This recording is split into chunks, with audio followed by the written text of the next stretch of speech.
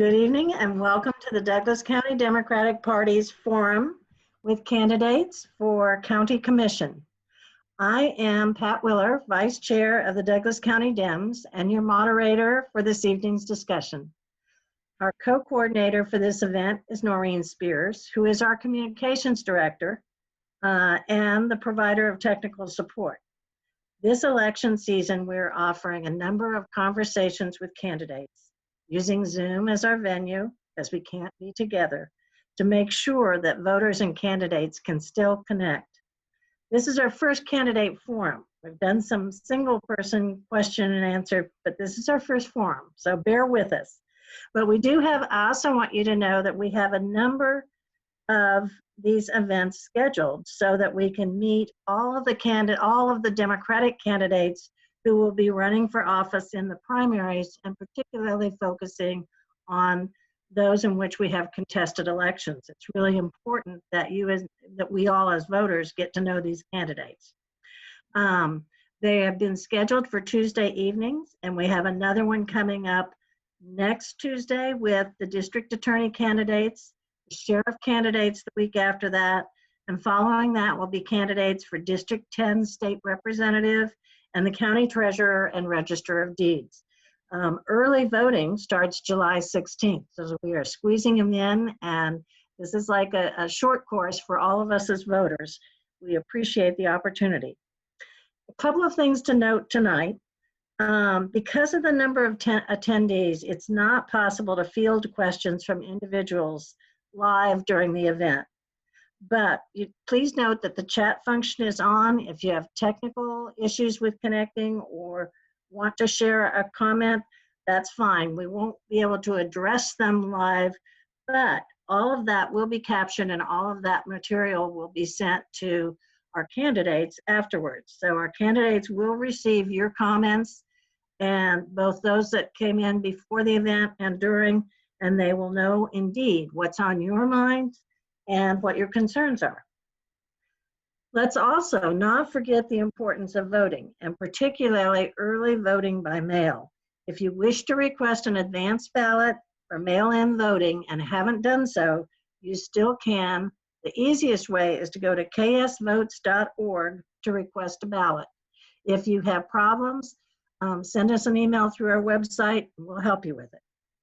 Also, please consider volunteering. We have already begun our outreach to voters, and although we can't go door to door, and neither can the candidates, you can sign up as a volunteer. We have made thousands of contacts with voters already.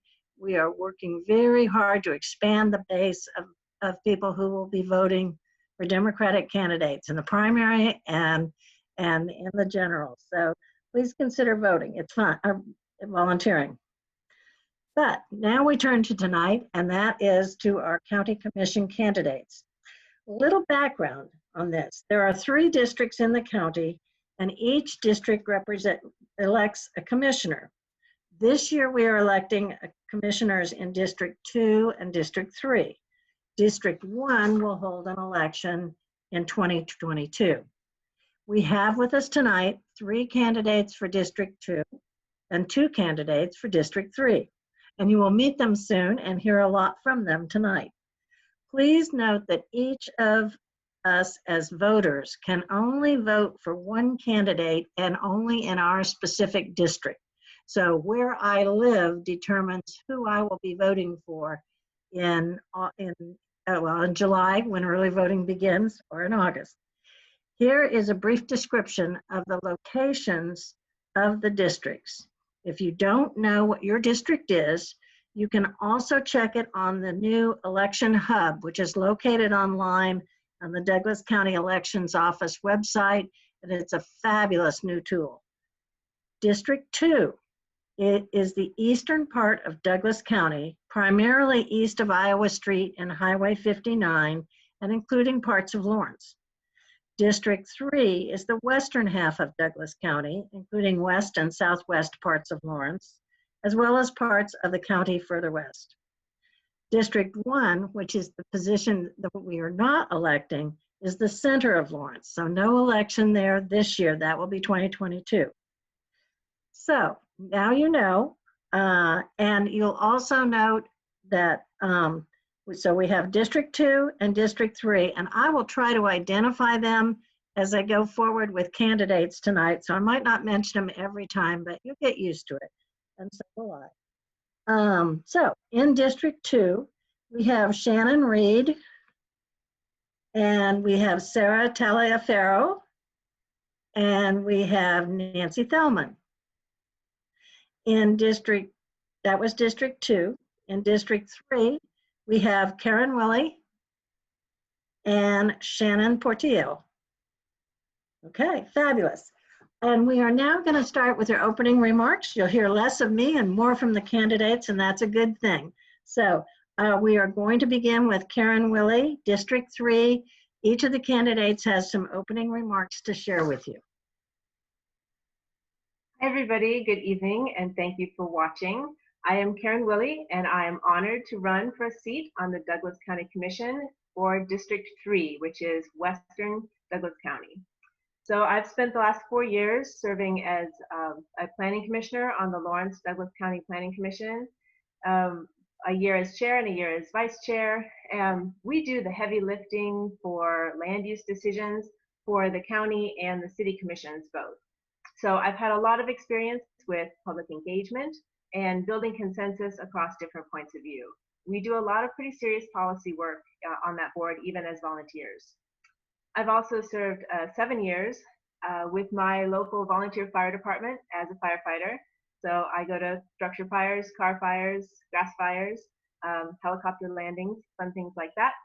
And I've served on a variety of community boards and other volunteer opportunities in the 27 years or so that I've lived in either Lawrence or rural Douglas County. Some of those boards would be around food access and conservation issues. I am an entrepreneur. I've co-owned businesses in manufacturing, construction, and farming. I've been self-employed most of my adult life. So, but my background actually is as an ecologist. I have a PhD from KU in geography, and my specialty in that was looking at the interactions between soils, grasslands, and climate. Being an ecologist informs my worldview and also my work in sustainable farming. So we've sold our businesses, and I've downsized the farm to hobby size. And my intention is that I will be your full-time county commissioner, that will be my full-time job. So I filed to run for the seat last winter, and already by then I had spent a lot of time gathering a good understanding of the work of the county commission. I've met with department heads and community partners to talk about their work and how it intersects with the county. Not all of the work that's done by the county or done with the county is the county alone. A lot of it is in partnership. So as I was thinking about running and the campaign that I wanted to run, I chose 3 topics that were dear to me, and those were equity, economics, and environment. And of course, this was pre-COVID and pre-recession, and before this kind of great community awakening that we're seeing for how we talk about race and dialogue about race in our community. And so now I think these 3 themes feel even more vital to how we move forward as a community. So I'm hoping we'll get a chance to talk about more of these tonight in my 3 minutes. There's not a lot of time for that. There's a time here for there's great challenges ahead of us. And with the right leadership, these can also be opportunities. The leadership is going to be key. And I have the knowledge, the experience, and the skills to step right into a role of county commissioner. And I hope you'll give me the chance to serve. And I think that's my time. Yes, it is. And thank you very much. Next, we will hear from our other candidate in District 3, Shannon Portillo. Shannon? Thank you. And thank you very much to Pat and Noreen for organizing us this evening. While I'm saddened that we can't be together in person, I'm thrilled that technology is providing an accessible and safe way for us to gather this evening. I'd like to start by saying Black Lives Matter. We're at an important moment in America. We're being asked to truly reckon with our past and to make better choices for our future. And Douglas County is not exempt from this moment. I'm Shannon Portillo, and I'm excited to run for County Commission and push for change in our community. Douglas County has been my home for most of my adult life. I came to Lawrence to attend KU for undergrad and stayed and earned a PhD in public administration. My parents followed me here, and Douglas County became our family home. After spending 5 years on faculty at George Mason University outside of DC, I was thrilled to return home and become a professor in the School of Public Affairs and Administration at KU. My partner, Javon Bremby, and I recently moved from North Lawrence to West Lawrence, so we can be walking distance to our nieces and our family. I've spent my entire adult life studying local governments and public organizations, focusing on how we can make more effective, equitable, and inclusive decisions. I look forward to serving my community as County Commissioner, focusing on 3 central values: accountability, community, and justice. Democracies work best when we're inclusive, representative, and accountable to voters. I'll listen to voters and push back against jail expansion. I've spent a decade and a half studying criminal justice systems, and we can do better. There are alternatives to incarceration, and there are better investments we can make in our community. As we focus on recovery from the COVID-19 pandemic, we need to consider what kind of community we want to be. I'd like to invest in our community by focusing on social services and weaning off our reliance on high sales tax. I've served on the board of directors for the Willow Domestic Violence Center for the past 5 years. Our annual operating budget is over $1.5 million, and every month as a board, we review our finances. But a few years ago, we started a practice at our monthly board meetings where we focus on a single line item and tell the story of that particular line item in the budget. This may be for rural outreach or professional development for our staff or transitional housing for survivors. But it's a way for us to discuss the numbers and connect them to our mission and our role in the community. Budgets at their core are values documents. When I look at the budget for the Willow, I'm proud of the story that it tells. But I wonder if we can say the same about the story that our county budget tells. I'll work to make sure that our budget and policies are in line with the goals and values of our community. As commissioner, I'll also ensure that we have diverse voices appointed to key community boards and leadership positions. Our commissioners appoint a number of key decision makers in our community, and they often tap their own networks, meaning appointees look a lot like the commissioners. I'll expand the networks that we're tapping into and push for more diverse leadership throughout Douglas County. I'm looking forward to the discussion tonight and serving my community as Commissioner for District 3. Thank you. Thank you, Shannon. Okay, we will move on to District 2 now. So we move a little to the east. And first we will hear from Shannon Reed. Shannon?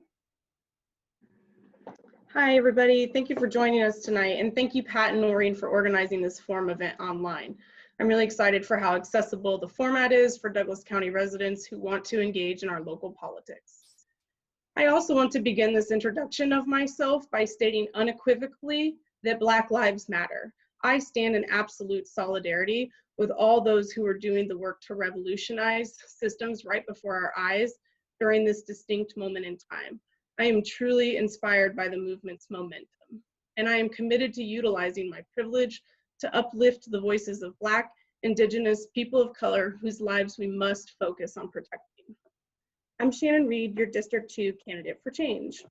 I grew up in East and Southeast Lawrence, at New York and Broken Arrow Elementaries, Billy Mills Middle School, and proudly graduated Lawrence High as our senior class president and editor-in-chief of the student newspaper. My partner Bobby and I currently live in the Prairie Park neighborhood with our 2 dogs, 1 cat, and lots of pollinator pals taking up residence in our backyard. Growing up in Douglas County is something I am truly proud of and very grateful for.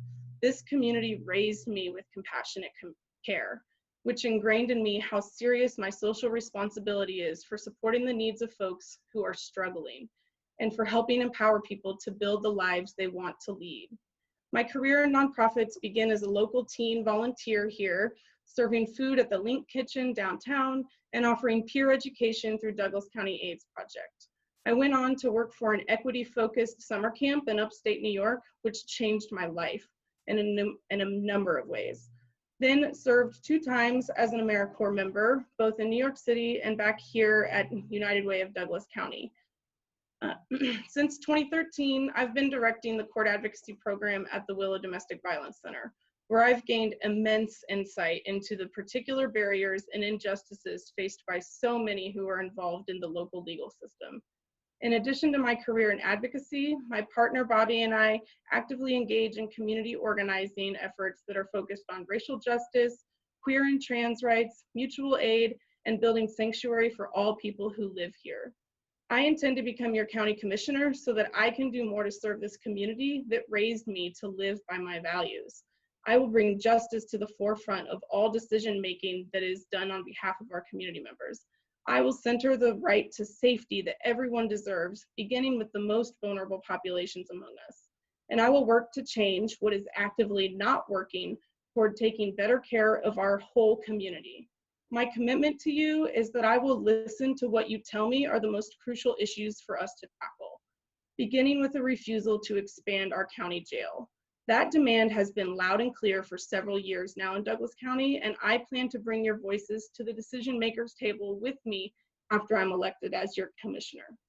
Change in the name of justice and safety is happening all around us right now, and I expect our community to follow suit in reimagining a different path forward. Now is the time for us to live our values, and that's why I'm here with you today. Thanks for joining us. Thank you very much. Now, also with District 2 is Sarah Taliaferro. Sarah? Yes, thank you for holding this forum for us and allowing us this opportunity to get together in virtual space and share some of our platforms and our ideas with everybody. I live in the Barker neighborhood of Lawrence, just a couple blocks away from my childhood home with my husband Mark and twin daughters Allison and Cecilia. Lawrence and Douglas County have been my home for most of my life, and my family has lived in the Midwest for generations.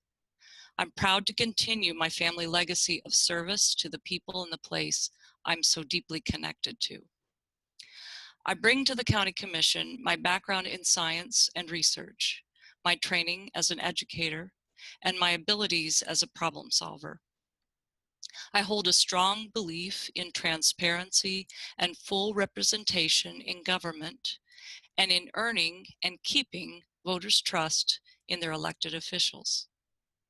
Complex problems require well-functioning and collaborative teamwork, along with a deep engagement with the people of Douglas County.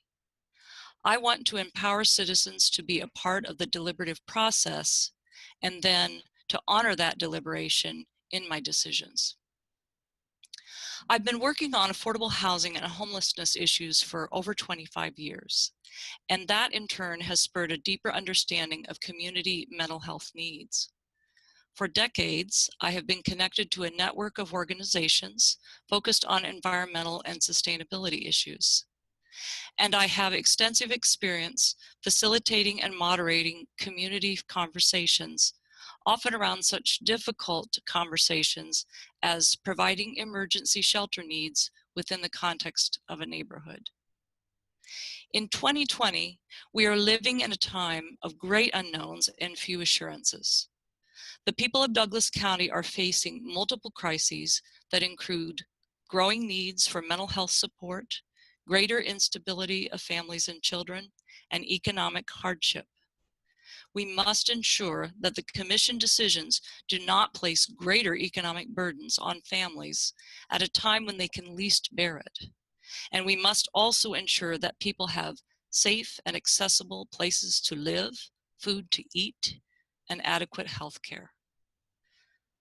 Facilitation and civic engagement have been a passion of mine for many years, leading me to both formal training and its use for building communities.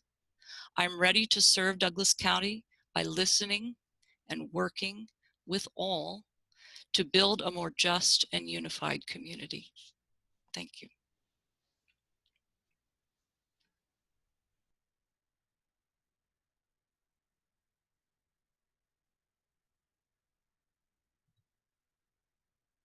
I'm sorry, Pat, I think you're on mute.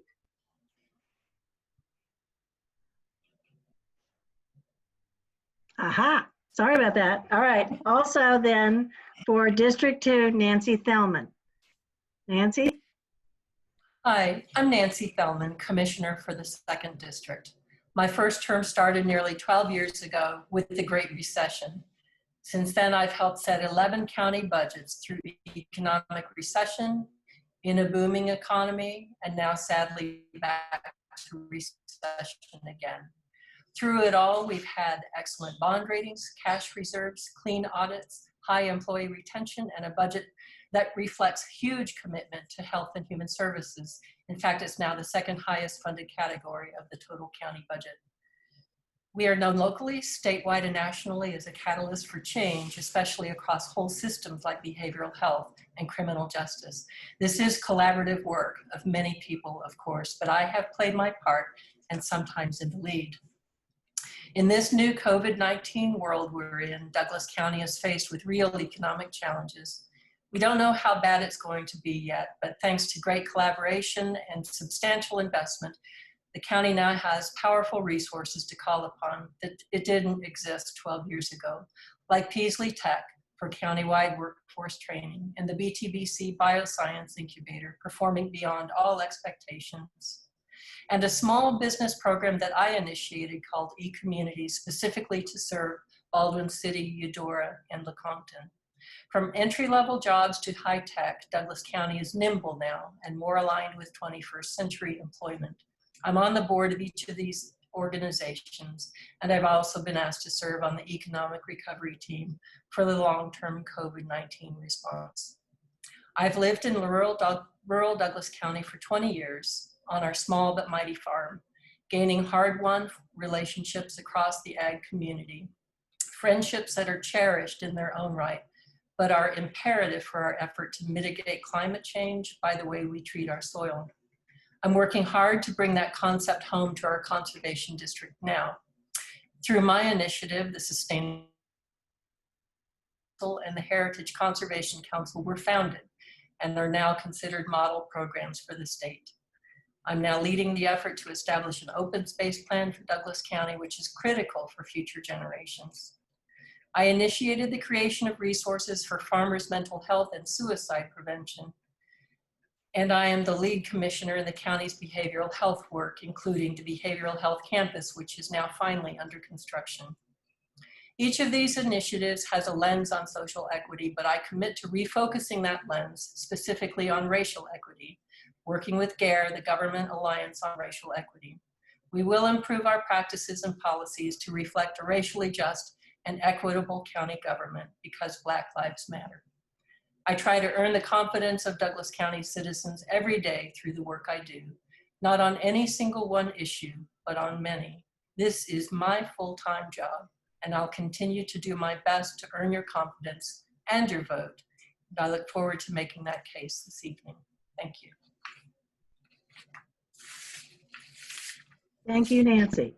Okay, we're going to go to the first question. And some of the first couple of questions that I have are going to touch on things that you have had a chance to mention in your opening remarks, and that's okay. This gives you a chance to further amplify what you want to talk about, and also what clearly we needed to hear from as voters. Here is your question, and this one will go first to District 3 and then to District 2. 2020 has been a tumultuous year. We as citizens, as well as our public officials, have struggled with the COVID-19 public health emergency, and now with an intense and long overdue examination of social injustice brought on by the recent homicides of Black citizens at the hands of police. These events will continue to make demands on us in the future. My question for you is, what have you learned from these troubling events? How will they influence your priorities in office? And what specific goals will you set if you are elected to office? And I will give this one first to District 3, Shannon Portillo. Thank you, Pat. I think this is an incredibly important question.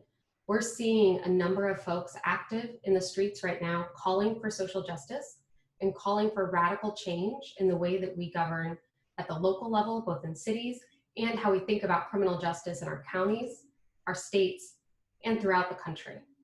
One thing that I think is really important, though, is that the pandemic and recent police shootings have brought a number of folks into the street, but these are not new issues. We've seen racial injustice as part of our criminal justice system for a significant amount of time. We knew well before the pandemic that there were other alternatives to incarceration, and jail expansion was not the right choice for Douglas County. I've been studying the criminal justice system for a decade and a half, and I think it's incredibly important for us to bring evidence-based reforms and focus on rehabilitation as part of our criminal justice strategy. We can do this without increasing incarceration, and these programs and policies will disproportionately help communities of color who have been disproportionately harmed by our criminal justice system. As commissioner, I'll make sure that we're focusing our funding priorities at the county level on rehabilitation, that we're working with the district attorney's office to make sure that we're focusing on things like drug court and alternatives to incarceration, and making sure that our community understands there are different ways to do criminal justice work so that we can be a stronger community for everyone. Thank you. Thank you. And now also in District 3, Karen Willie. Hi, Karen Willie, District 3. So COVID-19 has been a game changer on so many levels. It brought into focus some of the ways in which our society is already somewhat fractured, along racial lines, along economic lines. In terms of 20% of our workforce has filed for unemployment benefits because of COVID-19, and some of those jobs will return and some of those jobs will not. Some of them have already. But how we recover from that economically is something that we will have to watch, and in terms of how we recover with equity, because the same haves and have-nots that we had going into a pandemic and a recession, we need to guide that. It's an opportunity where we can focus our effort in terms of recovering in a way that may be different from the reality we had before. And getting people to the table, getting all the right voices to the table, this is something that we've struggled with as a community. We can get a pretty narrow demographic of people to serve on community boards and to speak into public policy, and that's not good enough, and that's not the voices that we need. So getting people of color, getting Indigenous people, getting the voices that have traditionally been harmed by the way our society fractures. We need those voices back in our public conversation.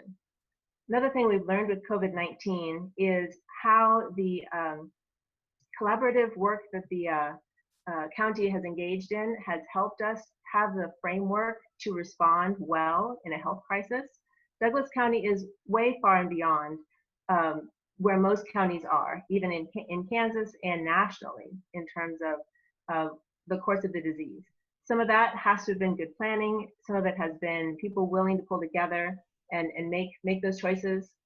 But in terms of the social justice piece, we're refocusing and committing to talking about race. I had started the conversation in my campaign talking to community leaders specifically about race, just to start that conversation. And many of the times those conversations were awkward because people weren't ready. Well, now we have a time when people are listening and paying attention, and it's an opportunity that we cannot afford to lose. So I think the county has an opportunity to be a leader in this, but convening the conversation between the county, the city, KU, school districts, Haskell, and just getting the right people at the table to have conversations. Much of that, I think, can happen around storytelling.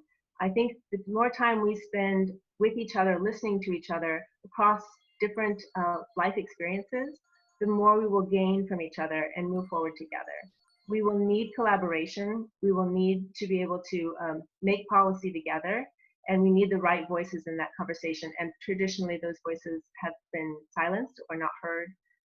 So we have a real opportunity because of the kind of dual crisis of COVID-19 and a recession.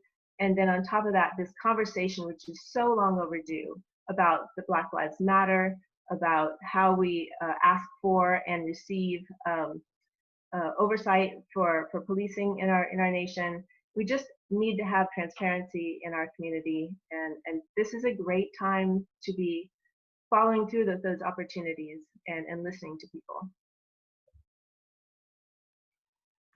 Thank you, Karen. And we are now going to move to District 2.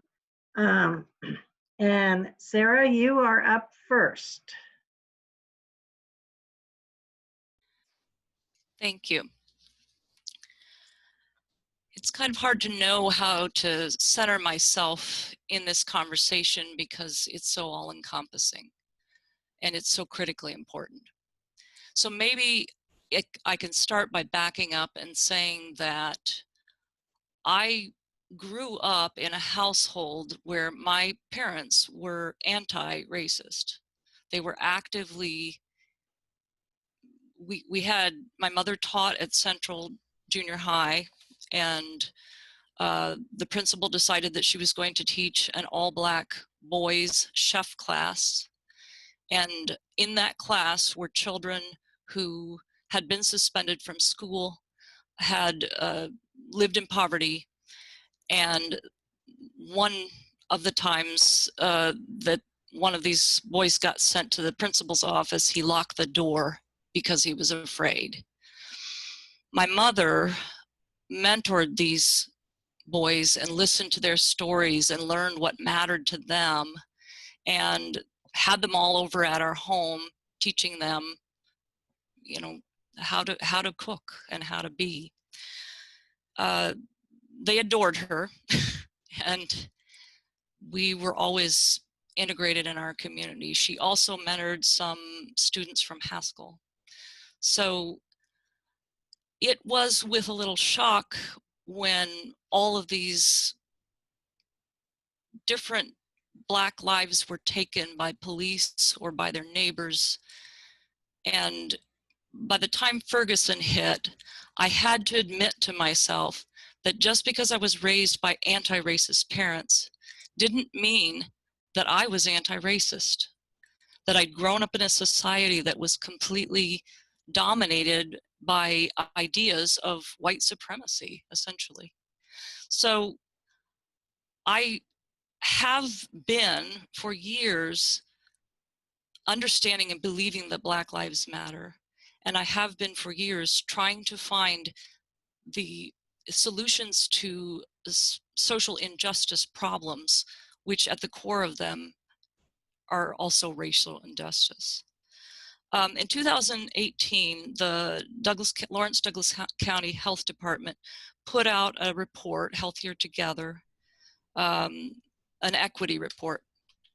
And in that, across many key measures, when looking at poverty distribution, there are disproportionately higher rates of poverty amongst people of color. Black and brown people and indigenous people are disproportionately represented at the Lawrence Community Shelter. They make lower incomes, they are less insured, and on and on and on. When this report was presented to the Douglas County Commission,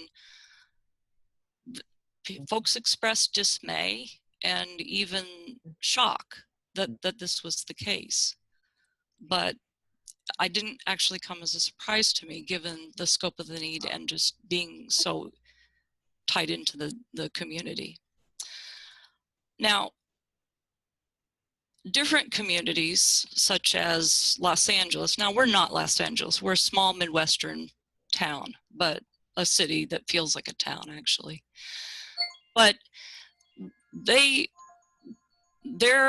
housing authority formed a task force and brought together a whole bunch of people, the people who were actually either serving those in need or those who were actually experiencing the injustices. And you're getting the high sign, so on time. So okay, all right. If you could finish with the sentence, that would be great. Okay. Thanks. So I understand how restorative justice will lead us to also attacking racial injustice and looking for restorative justice the answers and the unraveling of those injustices can be accomplished together. Thank you. Okay, thank you. And I believe, Nancy, we're going to hear from you next.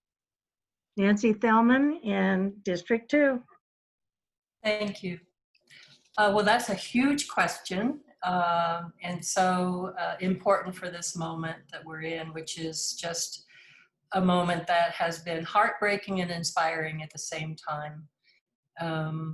When Douglas County was dealing with this COVID-19 pandemic, very early on, our Unified Command made some very hard decisions to shut us down basically and catch our viral transmissions early, so that we have done very well within this pandemic. In fact, we got a mention from the New York Times yesterday on our low transmission numbers. At the same time, watching that and knowing that some folks had an easier time dealing with this pandemic than others. Some folks couldn't afford to stay home with their kids. Some folks couldn't afford the, all of the leaving their job, all of the things that people needed to do to stay safe at home. So it's not just a public health crisis, but mixed with this recent massive global response to George Floyd's killing, the kind of huge revelation to so many folks, more than most, that killing was a real sign of the lack of respect for and care for Black people on this earth, and certainly in America, through the through the treatment of police. I think that really caused our nation and our community and people all around the world to take stock, to take personal stock, and to take stock of our nation. And certainly at the county level, I'd like to say it's caused me to take stock. It has created COVID-19 plus this heightened awareness of racial disparities and our need to get at the core of how many people African Americans are incarcerated in our jail, and Native Americans and folks who are not treated with equity. It has caused me to, and many of us, to think twice about the county jail expansion. Not so much that our numbers have been wrong, but because this is a really remarkable moment and it's an opportunity for change. The county jail has had to basically minimize the number of people it's held during COVID-19 in order to kind of stop the transmission of the virus. So the usual population is around 170, and then folks go out to other jails. Now the maximum population is 150. And they were able to do that because not so much that they released people, but the police weren't around, people weren't on the streets, and the police weren't arresting people. So we have this moment of low population and tremendous opportunity to make changes in the jail and the way we are. Nancy, I'm going to ask you to finish up. My timer is flagging me. Okay, all right. Well, there's so much more to say about the jail, but I would just say that the racial equity and the public health are kind of one and the same in some ways, and I'm absolutely committed to working on those and seeing if we can move forward together in a way that the whole community would appreciate. Thank you. And next up is also District 2, Shannon Reed. Shannon. Sorry, I had to unmute myself. Thanks for that question, Pat. The first part of the question I heard you ask is, what have I learned from the recent weeks and months of everything that's happening around us, including the pandemic and also the uprisings that are happening in our country and across the world?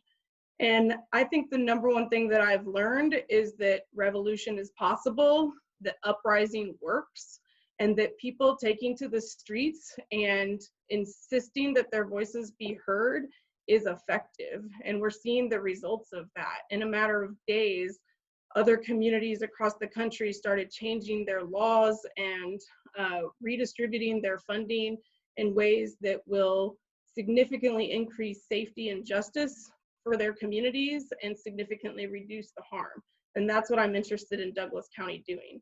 COVID-19 is a crisis that none of us anticipated, and it has brought a lot of things to the surface. And what I know about my time as a crisis worker is that when we are in that moment of crisis, and it brings all kinds of things to the surface that maybe we haven't closely examined before. And so COVID-19 has been another example of the racial disparities that exist in our systems, in our public health systems. More Black and brown people are dying from this disease just very disproportionately to the population numbers of our country. And I think that that's important to acknowledge. And I think it's important to acknowledge that this public health crisis really has not changed the fact of the matter that in Douglas County, we do not need a bigger jail. We have not needed a bigger jail. We need to invest in real evidence-based alternatives to release people from jail, to provide alternatives to incarceration, to reduce the harm that people are experiencing on a variety of levels, including lack of access to health care, mental health resources, food security, lack of housing. And there's so many issues that have been contributing to this problem for years and years. And police brutality is also not a new thing. It is something that has been happening since the beginning of police forces in this country. It's what it is, the new incarnation of slavery and control. That's what our prison systems are about. And I believe that harm reduction is the lens through which we should be looking through to provide people with an opportunity to establish safety and wellness for themselves and their family and be supported in doing that. You nailed it. Okay, you're right on time, right before I was going to interrupt you. Thank you very much. Okay, question number 2. You all mentioned that my meta question was a little large and had a lot of components to it. And that's why I said the question number 2 is going to be not entirely unlike question 1 because of what you have chosen to focus on. What I would like you to do is think about what you maybe have not, I'm going to read the question, but for each of you, if you could think about what you haven't talked as much about, and if you can think about specifics that address what I have in question 2, that would be great. So these are issues we've already touched on, but there are, as someone said, there are a tremendous number of strands of these issues. So here's the question. This one is going to go to District 2 first, and Nancy Thelman is up first. But first I have to read the question. The majority of questions submitted to us for this forum were about jail expansion, concern for racial justice in law enforcement and incarceration, and the need to increase support for diversion programs, behavioral health initiatives. There were also concerns for adequately supporting affordable housing, and for those people with no housing, the homeless people's needs. I'd like you to amplify on your positions and find what you maybe haven't had a chance to talk about as much yet. So, and our timer is tough. She's still got us on 2 minutes. Thanks, folks.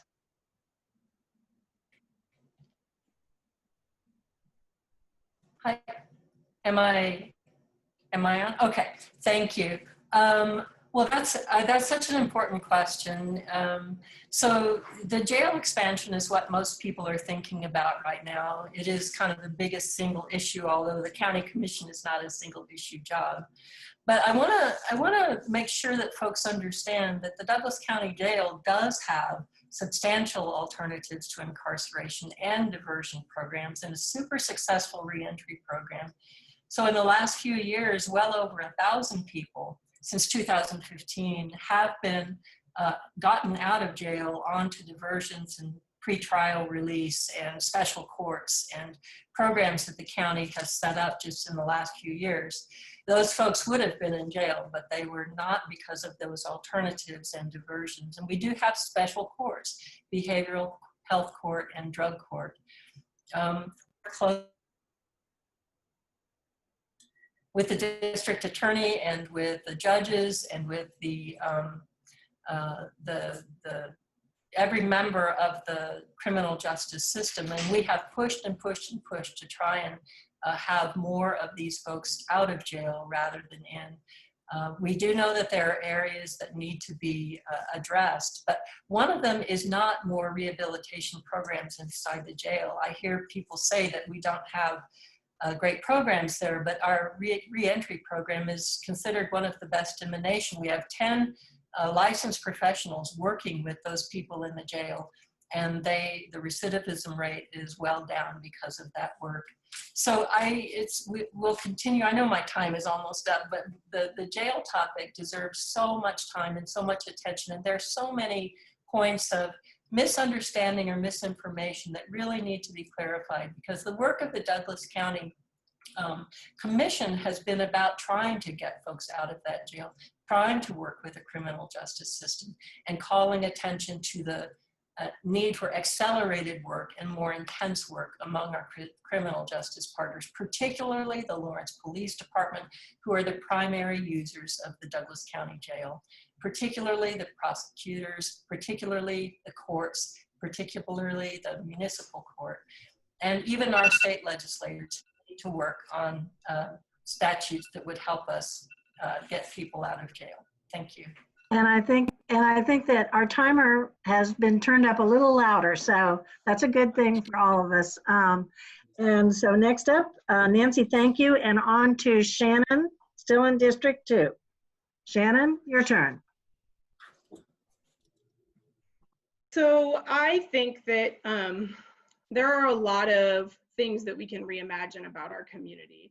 As an advocate who works with vulnerable people every day, experiencing all types of violence and oppression and lack of access to local resources, I really have a keen sense of what the needs are and the needs that are not being met well enough by our community, and what I believe that we must shift as much money as possible, including the nearly $30 million earmarked for the jail expansion, and pour them into the local services that are going to establish housing first for people, and recognize that without housing that is safe and sustainable for individuals and families in our community, there's nothing to build up from. That's too much survival and instability to have to navigate. So for people who want to live inside, we should be looking for every way possible to create housing first for people. When we have that stability in place, then that is a foundation to build on, and we create access to food security, make sure that their needs are being met in terms of both their physical health, their emotional health, and also their mental well-being, whatever that looks like for that person. I believe in self-determination, so I think that we need to create more services and invest more money in organizations that have people like advocates and mental health professionals who are working day in and day out with people experiencing crisis to help them identify what their needs are and figure out the resources that they need to meet those needs and to overcome the barriers. I believe that we have to invest more in creating sustainability in our local food systems and really supporting local farmers who can support our community by feeding us good, healthy local food in a sustainable way. I believe that there are a multitude of alternatives to incarceration that our community has just not dug into. Frankly, because we've been spending so much time on fighting the issue of the jail expansion, that we really have not been able to establish more meaningful alternatives to keep people out of our jail and give them the chance to build a different kind of life. Thank you very much. Thank you, Shannon. And on to District 3, same question. And Karen Willie is up first.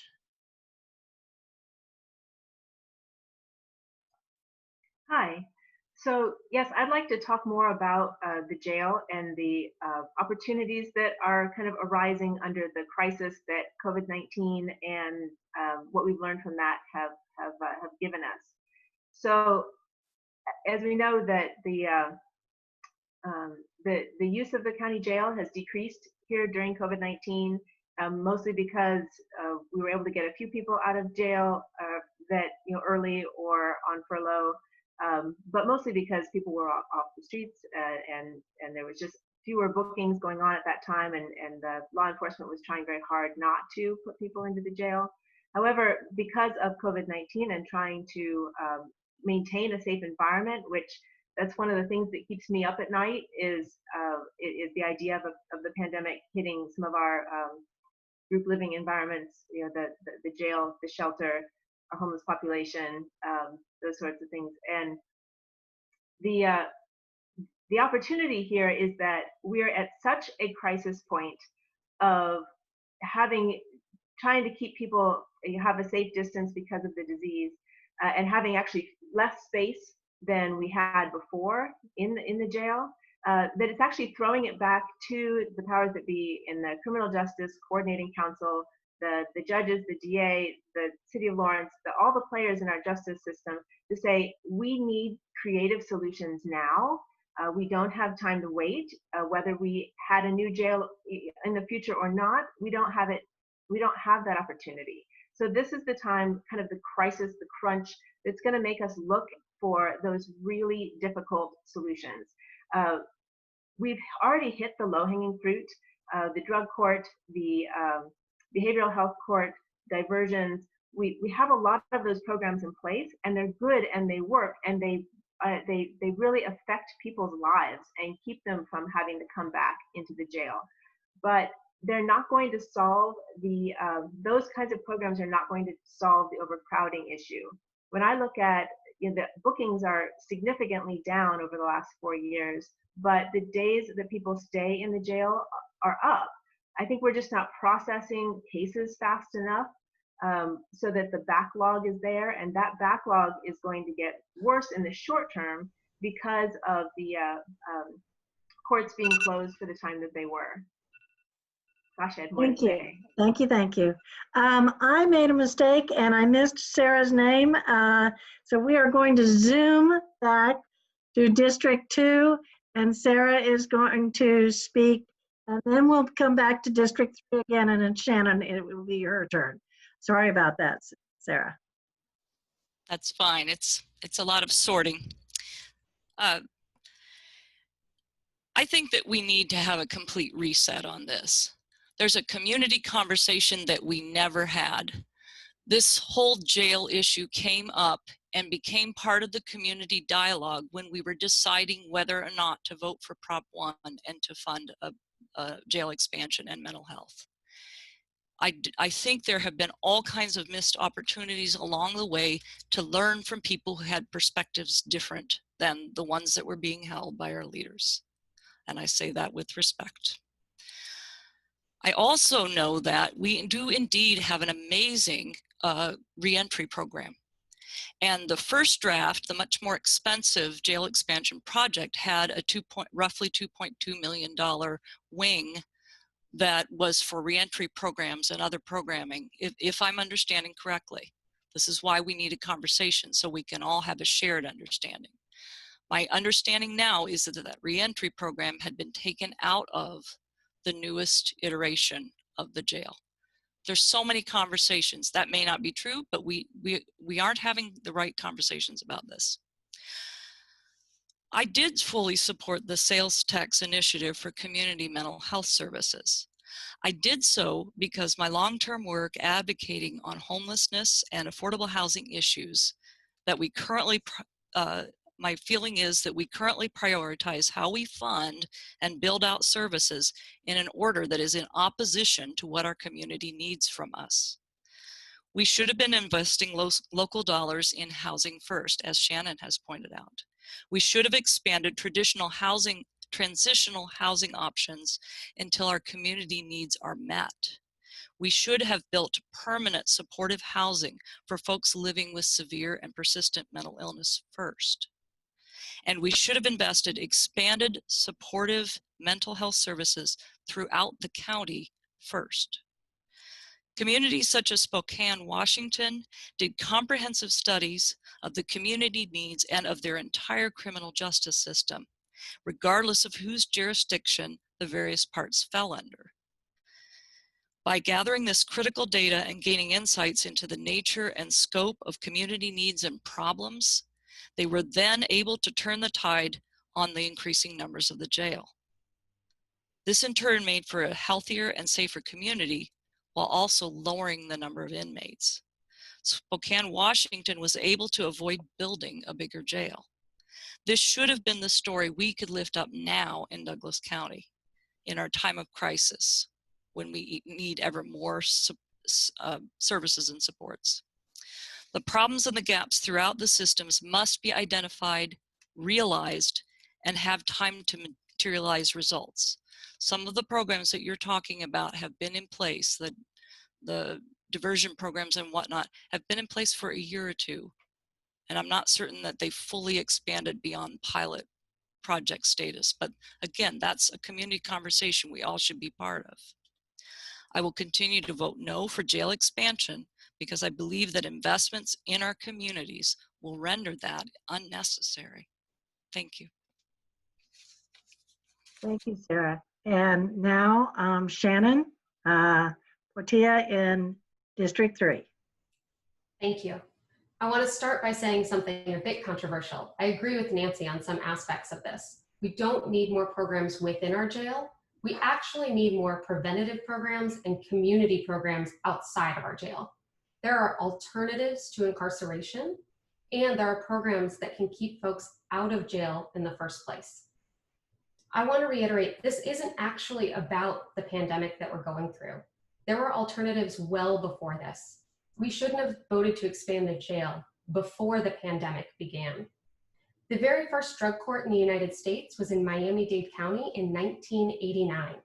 Drug courts are almost as old as I am. Yet Douglas County has only had a drug court for less than 2 years. We need to continue to invest in these alternatives, and we need to continue to invest in our community. Just today, the Lawrence Journal World published a story about housing stock in our community. We have fewer homes for sale, and they're for sale at higher prices. We need to think about housing first, and we need to think about affordable housing throughout our community so that we have folks who can invest in our community and grow as part of our county. There are ways to do this, and there are ways to think through making a stronger and better community. And I want to reiterate a lot of what Shannon Reed pointed out in her discussion, that we need to think through housing, we need to think through mental and behavioral health, and we need to think about how we keep folks from needing incarceration in the first place. Incarceration, expanding our jail should never be the answer. We can do better in Douglas County. Thank you. Thank you. Shannon, appreciate it. And we are moving on to question 3, which is going to get a little tough in a couple different ways. One, we're down to the 1-minute answers, but also we got to talk about money. Then here is the question for you all. And the question will go first to District 2, and Shannon Reed will be up, but I'll do the question in a second. I just want to make sure that I don't skip anybody at this point. All right, so the 1-minute question, which is also the $1 million question, I guess, but many of our attendees also expressed concern about budgetary implications, particularly of COVID-19. What would you identify as the most essential services in the county government? What assurances and what strategies will you pursue for adjusting to budget constraints if they are necessary? In addition, and I mentioned this, I got a very heartfelt question, but what assurances might you be able to offer to currently employed Douglas County staff members? I think that's a concern about unemployment concern. So first up on this one is Shannon Reed, District 2. Thanks, Pat. You know, I think that there's still a lot of unknowns about what this pandemic will bring. We're in the early stages of it, and undoubtedly will have very long-term impacts. And of course, the impact on revenue for our county is absolutely one of those impacts. So I believe in terms of employing or maintaining employment for county employees, I do think that that's very crucial. I think it's necessary to realize the fact that there are a number of departments within our county that keep this county functioning. And that's between infrastructure and roads and caring for the rural parts of our district. That's in water treatment, that's in zoning and coding, and our justice system, and the legal parts of the county that we are charged with. And so I think that the priorities have to lie in the people and what the people tell us they need. So keeping as many employees employed through the county, it should absolutely be a priority, and recognizing that those are the people who help keep things functioning and running. In addition to that, investing more money in social services like the community shelter, affordable housing efforts, just food, things that really are foundational to people's safety and health have to be top priority.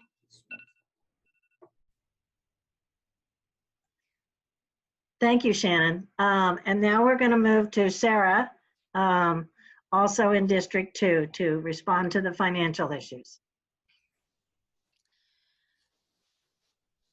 Yeah, and one of the first steps that I would take as a county commissioner would be, actually before taking office, would be to take a deep dive into the county budget, and I've been spending some time with it. I almost think we need to step back a little bit, but before I do that, I would say that I concur that the answer isn't to come in and start decimating the budget or laying people off. I think that there are a lot of efficiencies and a lot of new ways of managing budgets that could be applied here, and a crisis is a perfect time to completely rethink it. Last year, the City of Lawrence transitioned to priority-based budgeting system, and I would be curious to have the county do the same. Because of the nature and the complexity of the crisis here, I think it would do to bring some outside eyes into the budgeting process, which making that transition to priority-based budgeting would do. Another aspect of the budget is that me already? Oh yeah, okay, fine. Okay, thank you very much. And next up is Nancy Thelman, District 2. So this is a very real question for me because we're starting our budget conversations next week. And this is a tough year to think about the budget, but the county has a tradition of being very conservative in its budgeting. We set a good bit of money aside, and we generally don't overreach when it comes to biting off more than we can chew. So we're actually feeling pretty confident about our budget this year, but we will be taking a very conservative look.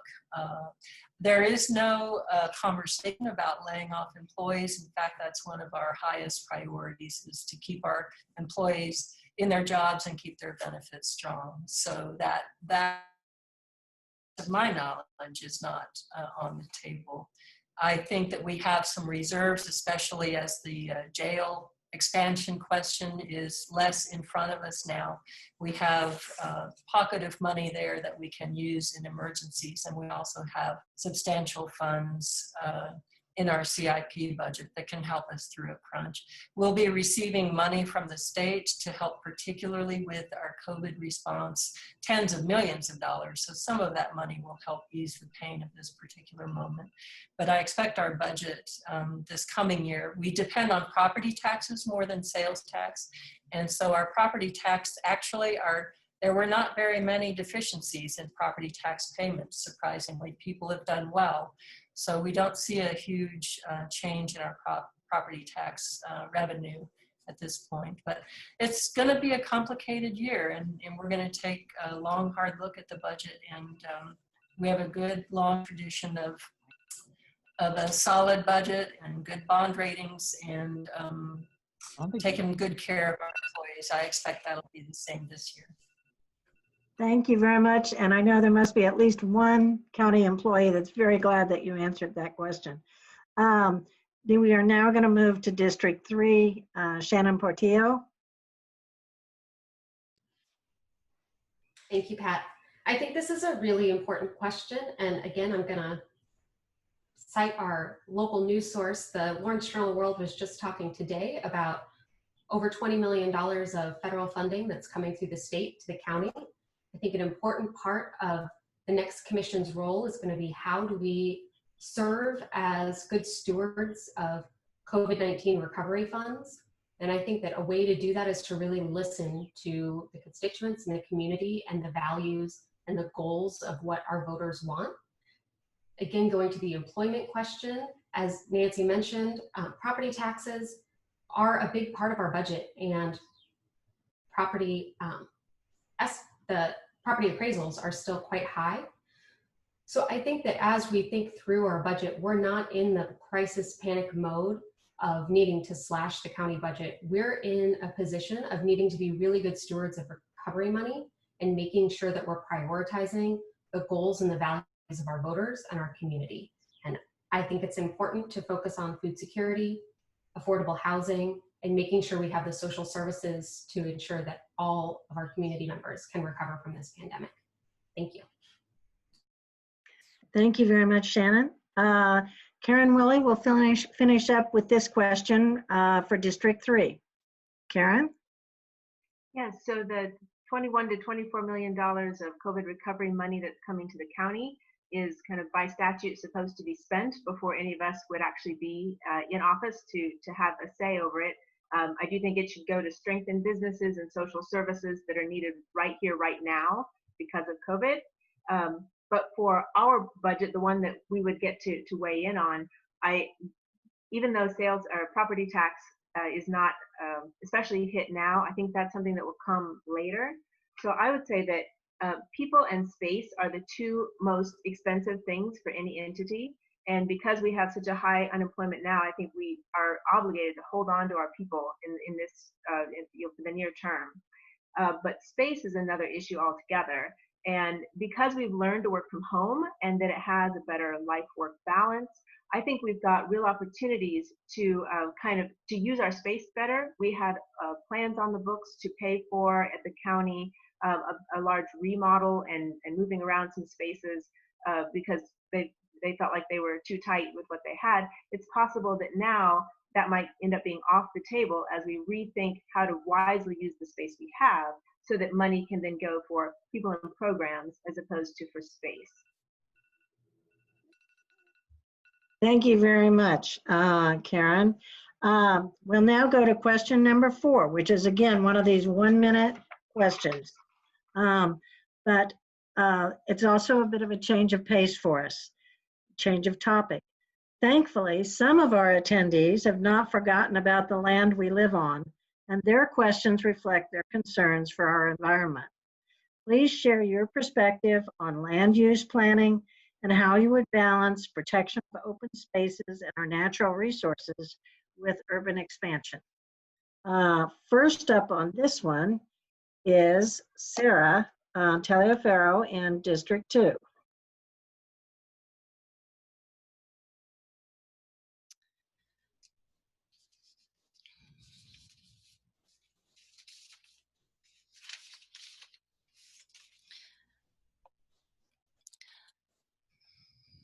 Could you repeat the question, please?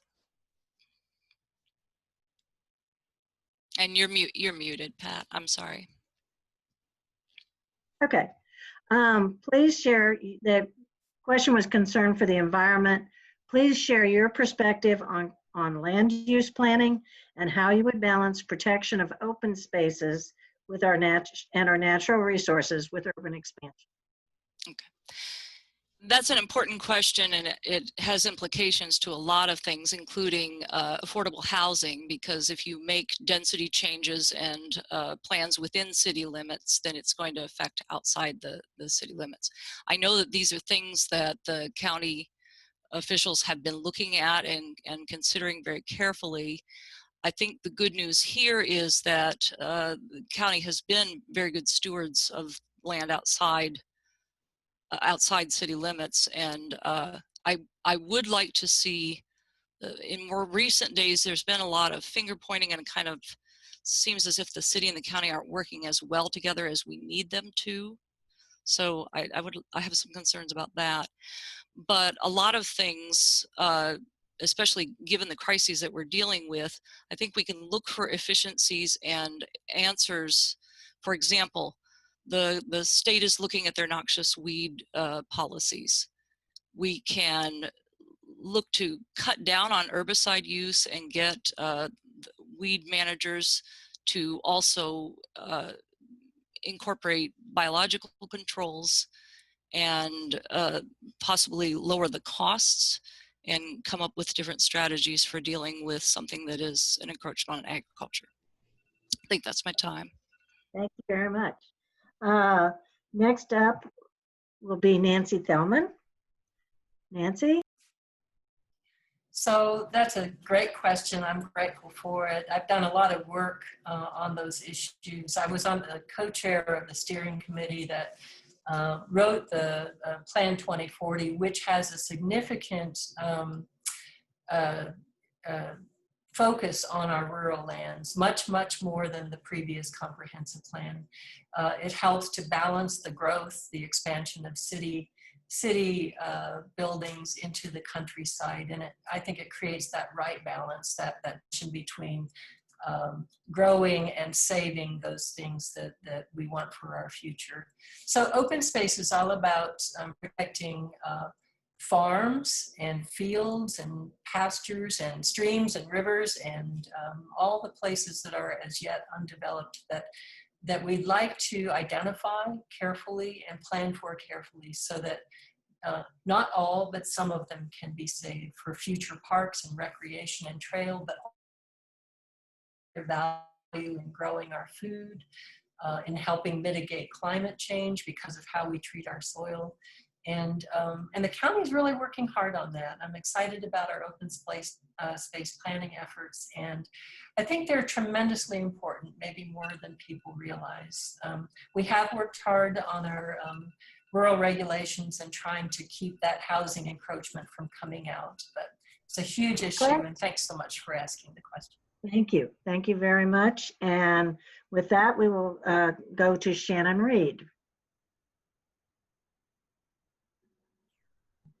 So I think that balance is everything, and that it's really important to get informed and to really study all of the contributing factors in order to strike a balance that meets the needs of our community by and large. I believe that protecting our environment must be a top priority, and so with the control that the county commission has available to regulate and influence the development of rural land, I think that conservation and protecting our waterways especially, and agricultural lands and food producing crops that is especially being grown to feed our community has to be protected, and but it is also important to realize the fact that growth is inevitable, and that we do need more affordable housing options, not just in Lawrence, not just in Eudora and Baldwin, but in rural communities. That is where some people want to live. They want to have opportunity to build their own farms or have a home in a rural setting. And I think that it's important for us to support opportunities for that while keeping environmental needs at the forefront of that. We have to protect our waterways and our floodplains above all else. Okay, thank you very much. Now we go to District 3 with this question, and oh, wait a minute, where am I? Okay, sorry, Karen Willie is up. Yes, so thank you. The main important thing is for us to be able to protect our natural spaces. We have so few native prairies left, so few native woodlands, and they're really precious spaces that kind of teach us about human health and ecology as much as they do about our natural spaces themselves. So we have those gems that we have identified through the biological survey, and those need to be preserved in a special way. We also just wrote some new rural zoning regulations that came through the Planning Commission, and they help us understand and have a community conversation about how much rural land gets chopped up. It's still available for development in those things, but it gives us a chance to have a community conversation, because the ex-urban kind of sprawl is not a wise use for us, as the city does need to expand and annex properties. If it's annexing a house on 5 acres or a neighborhood full of houses on 5 acres, it's extremely expensive then for the city of Lawrence. So there's a conversation between the two. Also, the future of farming is really our best opportunity for carbon sequestration, to do our local part for climate change. There is such an availability for our soils on our agricultural lands to be a carbon sink for climate change, but also at the same time boosting conservation measures and soil health and profits for our farmers. Thanks. Thank you very much. And the last one in District 3 for this question is Shannon Portillo. Thank you. Climate justice is a social justice issue, and it's a racial justice issue. We know that climate change disproportionately affects people of color in our communities. And when we talk about issues of native prairies, when we talk about native land, we're also talking about land of indigenous communities. And I think we need to really center how we talk about climate change. I've been really impressed with a number of protesters and movements started by people recently around climate change. The Sunrise Movement here in Lawrence has been doing a lot of work. But when we talk about climate change, when we talk about rural land use, we're not just talking about the county. We have to really think collaboratively with how we work with all of the municipalities and unincorporated areas throughout Douglas County. I think this is one where, again, we need to listen to our constituents. We need to work with our other local government entities, and we need to make sure that we're making the right choices for our county as a whole, so that we're not contributing to climate change and we're actually focusing on climate justice, social justice, and racial justice. Thank you. Thank you very much. Now we're going to turn to our end. Thank you. I want to thank the candidates for, first of all, being willing to be candidates and for stepping up to want to serve. And then and with this group of candidates, I would say also especially that they've taken the time to be informed and have approached it very seriously, and I really appreciate that. It's been fun. It's been a good night for us. I want to mention to our attendees two things. One, that we will be putting a recording of this on YouTube and on the Douglas County Democrats website, and it might take us a couple days to get it up, but it will be there. And we also will be sharing all of the information and comments that we got from folks. Will go to our candidates as well, and I think it will help them be better candidates and learn things that they may want to use when they are elected officials. So thank you very much. I've given our people a little bit of a break because actually we're going to start with Shannon Portillo, and with closing remarks, 1.5 to 2 minutes. And after this is done, I will just simply say thank you and good night. So you will hear from your candidates. Okay, Shannon? Thank you.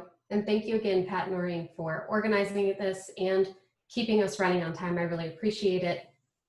I just want to say again that this is a community that my family, my partner, and my partner's family have made home for a really long time. We're deeply committed to doing what we can to ensure that Douglas County is the strongest county that it can be. And when we think through what the pandemic has given us, it's given us an opportunity to really sit back and think about what type of community we want to be. What story do we want to tell when we think about how we're using our budget, how we're using our dollars, and how we're listening to our people and our constituents. I just want to reiterate that I will lead the county through three main values: thinking through accountability, community, and justice. For me, this means that we make strong investments in our community, that we make sure we listen to our voters. We don't expand the jail, but instead we invest in community-based programs. I want to say I'm really excited for potential change on the county commission. And I'd like to say, regardless of what district you're in, make sure you vote for Shannon. Thank you. Thank you. Karen Willie, also District 3. So the next commission will guide reforms in our justice system and continue to address bias in all of the upstream issues before people reach a justice involvement position. So those will be housing and employment, education, transportation, food access, and health. It's going to take somebody with leadership and heart. The next commission will also oversee an economic recovery from the deepest recession of my lifetime, and we'll need to promote diversification of our economy away from kind of the service economy that we tend to have now, which has left us a little vulnerable. It would be good to have a business owner on the commission in that conversation. The next commission will also set policy for a potential countywide open space program and our new city-county climate action plan.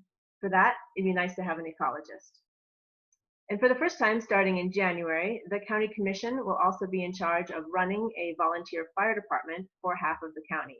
So I bring that skill set to the job also. These are not normal times. The next commission will contend with more than one systemic crisis at once.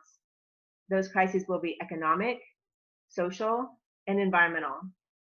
This is the time to have leaders in place that are poised to tackle hard tasks with creativity and focus. I've listened and learned. I've met with workers and leaders, and I've done my homework. I'm prepared to lead the county in January and will welcome the opportunity. And thank you so much for being here tonight and for listening, and to the Dems for moderating our talk. Thank you very much, Karen. Karen, we are now going to District 2 for the final statements, and we will lead off with Nancy Thelman. Thank you. So while the jail conversation takes front and center stage almost always, I hope folks know that the county is about so much more than its jail.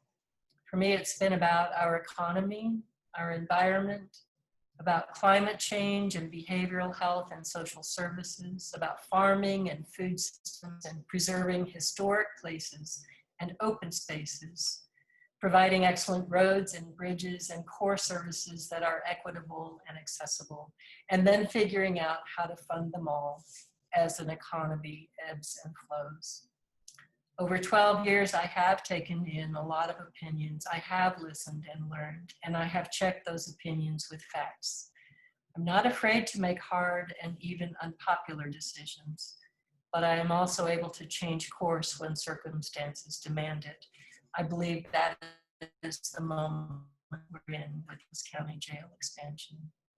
I'm proud of Douglas County and all that we've accomplished so far. I'm proud of our alternatives to incarceration and our diversion programs, our reentry program, and I'm sure that we're going to find our criminal justice partners doing their fair share and more to help us out of this COVID crisis in our jail, our overcrowding crisis in this particular moment. There's so much more to do though, and you can count on me to be your full-time commissioner. This is my only job. I will help lead us through these weird pandemic years to come with the same dedication of my first years. It goes without saying, but I'll say it anyway. I would appreciate your vote on August 4th. And I'm happy to talk with anybody about these issues. There are so many comments I'd like to make and corrections and suggestions I'd like to make on, especially on the topic of the jail and the county's work in social services and behavioral health and special housing for folks who need it. We've invested a lot. We've worked on both sides, the behavioral health and the jail, and both of them are important. So if anyone wants to speak in more detail, I sure would like to talk with you, and I'll offer you that you can give me a call. My phone number is on the county website, and I would just be grateful to have that conversation. So thank you very much. And thanks to the Douglas County Dems for hosting this. It's much appreciated. Thank you very much, Nancy. And we will now hear from Shannon Reed. Thank you again to the Democrats of Douglas County for creating this opportunity so that folks can virtually meet all of us. And thank you to the, I think, over 75 people who showed up tonight, which is exciting. And I'm excited about how many more people are going to watch it later and in the days to come. It's been a real pleasure to be here, and I'm eager for more opportunities to connect with Douglas County residents about issues that matter most to them. As I've successfully done my whole life, I look forward to yet another opportunity to deepen my knowledge of local systems through boots on the ground work experience upon being elected as your District 2 County Commissioner.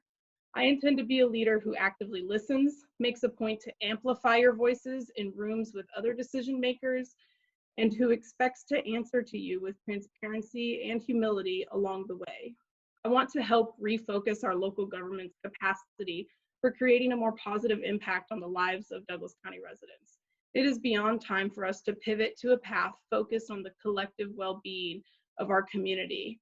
I'm confident that we can create real change through transformation, which is rooted in justice and safety for people, by making bigger investments in our social and behavioral health services, by helping strengthen the sustainability of our local food systems through the support of Douglas County farmers, by creating more options for affordable housing across all municipalities, townships, and in rural areas, and by choosing different paths to implement real evidence-based alternatives to incarceration and policing once and for all in this community.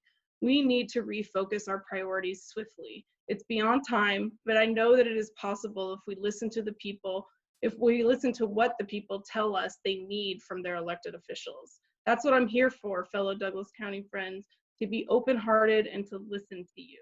I invite you to reach out to me if you'd like to connect for more discussion. You can read more about my life and my story and my values on my website. You can also find me online through Facebook, Twitter, and Instagram. And I'm also happy to meet you where you're at, safely distanced and with a mask, of course. Thank you for joining us here tonight. I'm truly excited about how many people are engaging in this primary election. And remember, on August 4th or before with your mail-in ballot, vote for Shannon. Thank you very much. We have one more. Sarah, also with District 2, has her final remarks to make as well. Sarah? Thank you. Tonight, I want to close with this. With your vote, as County Commissioner, I will be transparent about my beliefs and intentions. My community work has shown me that a household can contain one or it can contain a family, and that too many households are not living in a home at all. This is foundational to healthy communities because unless people are housed, their lives can never be restored or transformed. We did studies that showed about 700 households were homeless last year. And that's a rough estimate. There are many more we haven't counted. Because I show up to listen, I understand how deeply Black lives matter. Restorative justice makes no sense unless examined through this lens of restorative justice for Black lives. Restorative justice in schools and in the criminal justice system shifts us away from a punitive model to one that gives children and adults conflict resolution skills and the ability to make things right when they make mistakes. Restorative justice results in stories such as two children becoming good friends who have each other's backs instead of one child being suspended for responding to a slur with a fist. Restorative justice can dismantle systemic injustice, and racial injustice is intertwined in that. Disproportionate numbers of people who have been suspended out of school or are locked up in the county jail are Black and brown people. So a path of restorative justice is also a path to racial justice. I want to see Douglas County be a leader in restorative justice. These are complicated times and complex issues. I listen, I'm connected, and I'm experienced. I'm ready to address these issues for the benefit of all people in Douglas County. I want to pass down a more just and healthy community to my children and my children's children. Please vote for me, Sarah Taliaferro, and thank you for listening, and thank you to the Douglas County Democrats for organizing this. The Douglas County Democrats are very grateful that you all participated. And I will say good night and thank you to an exceptional group of people who joined me here tonight. Much appreciated. Please mark your calendars for next Tuesday, 7 p.m., another Zoom event, and this time we will have the district attorney candidates here to discuss things. Until the meantime, let's all get out there and do some good. Thank you ever so much. Have a wonderful evening. Thank you. Bye, everyone.